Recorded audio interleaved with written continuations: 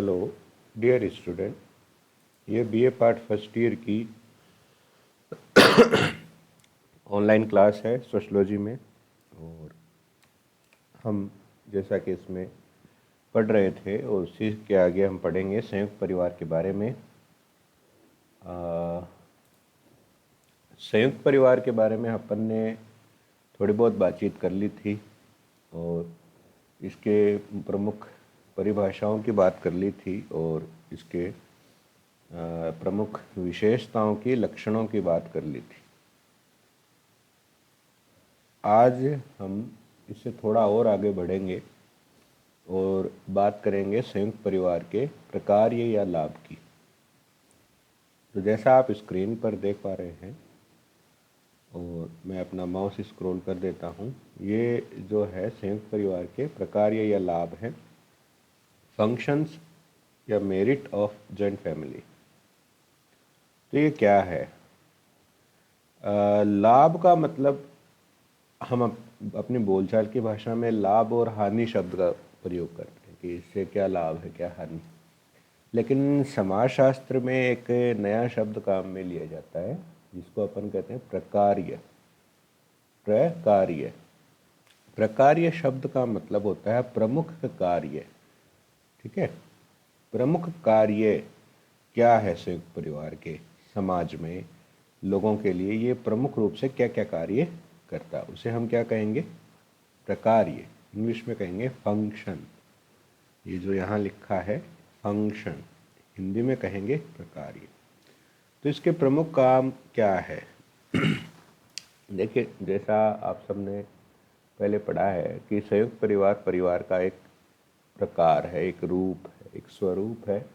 कई तरह के प्रकार हो सकते हैं परिवार के, उनमें से एक प्रकार है संयुक्त परिवार। और संयुक्त परिवार वस्तुतः तीन या तीन से थोड़ी ज़्यादा भी हो सकते हैं। तीन पीढ़ियाँ अपन मानते हैं कि तीन पीढ़ियाँ एक साथ, जैसे दादा दादी, उनके पुत्र या पुत्री, उनके पति या पत्नी और उनके बच्चे साथ रहे। जैसे नॉर्मली अपने यहाँ हम देखते हैं तो माता पिता आपके आपके घर में होंगे, फिर आपके दादा दादी होंगे, फिर आप भी रहते हैं, तो तीन पीढ़ियाँ हो गई ना। तो ये एक जॉइंट फैमिली का उदाहरण, संयुक्त परिवार का उदाहरण है। अब अपने यहाँ नॉर्मली क्या है कि विवाह के बाद जो स्त्री है, बेटी है, वो अपने पति के घर चली जाती है। पितृस्थानीय प्रकार के परिवार होते हैं।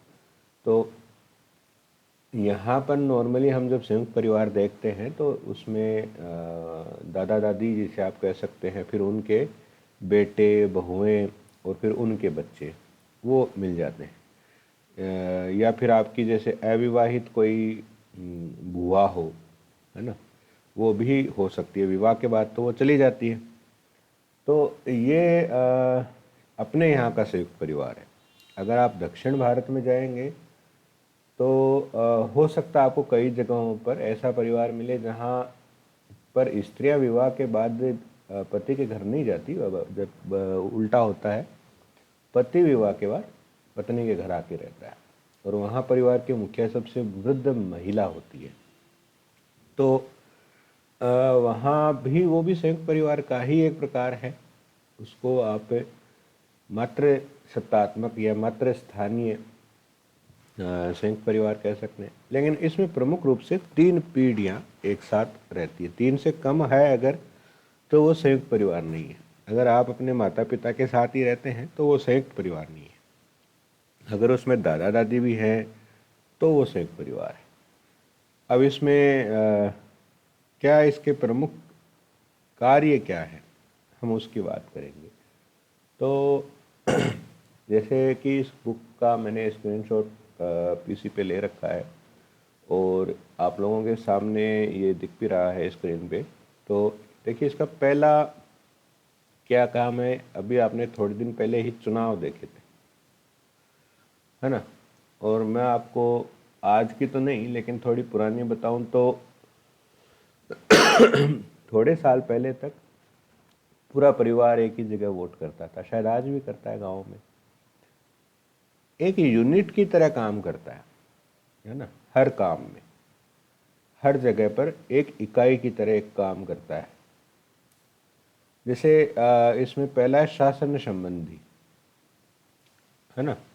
शासन संबंधी का मतलब है कि गांव में व्यक्ति समाज की इकाई नहीं है, परिवार है।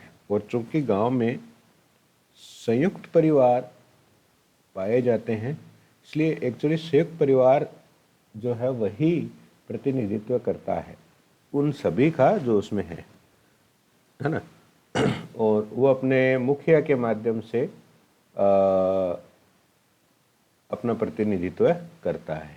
जैसे आप अक्सर कहते हैं ना, हमारे परिवार के फैसले कौन लेता है, भाई हमारे बुजुर्ग लेते हैं या दादा दादी वगैरह लेते हैं। तो वो क्या है, वो है कि सारे परिवार के सदस्य अपना अपना अलग अलग फैसला हर जगह नहीं लेते, वो एक यूनिट की तरह काम करते हैं। और उन सब की जगह फैसले लेने का काम कौन करता है, परिवार का मुखिया।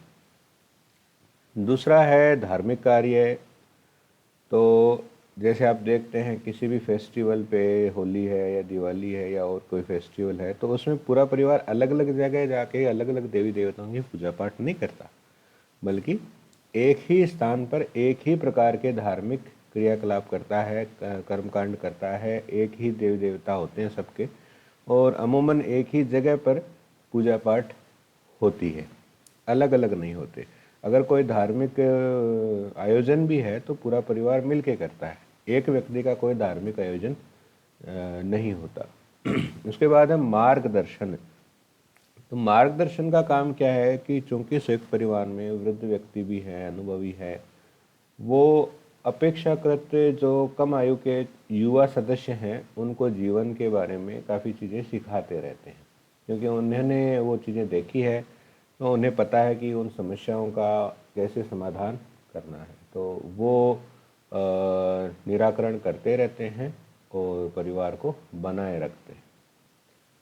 इसके बाद मनोरंजन है। चूँकि बहुत सारे सदस्य होते हैं, परिवार में कुछ ना कुछ चलता रहता है, तो उसमें लोगों का क्या है, मनोरंजन भी रहता है। ज़्यादा लोग होंगे तो कभी शादियाँ आ जाएगी, कभी बच्चा हो जाएगा, तो वो चलता रहता है। उसमें परिवार लगातार अपने आप को व्यस्त रखता है, तो सदस्यों का भी क्या है, मनोरंजन होता रहता है। फिर सबसे बड़ा एक योगदान है बच्चों को पालने में।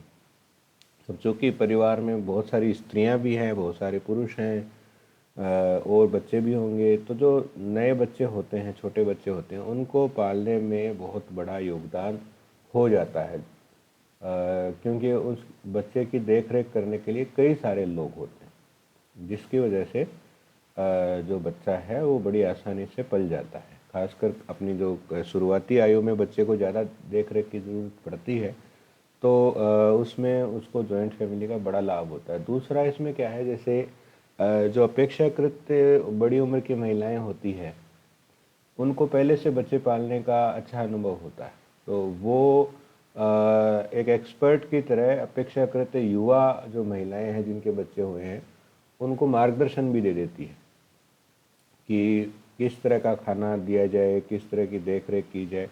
तो वो एक बड़ा फ़ायदा है जॉइंट फैमिली में, गांव में हो जाता है।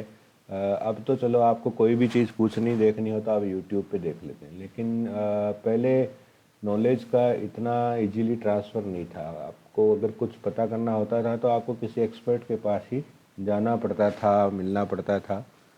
तो उस समय अनुभवी महिलाएं ऐसी जो बच्चों के बीमारियों के मामले में, स्वास्थ्य के मामले में अच्छी जानकार हो, ये बड़ी कीमती होती थी और ये सब परिवारों में आसानी से मिल जाती थी।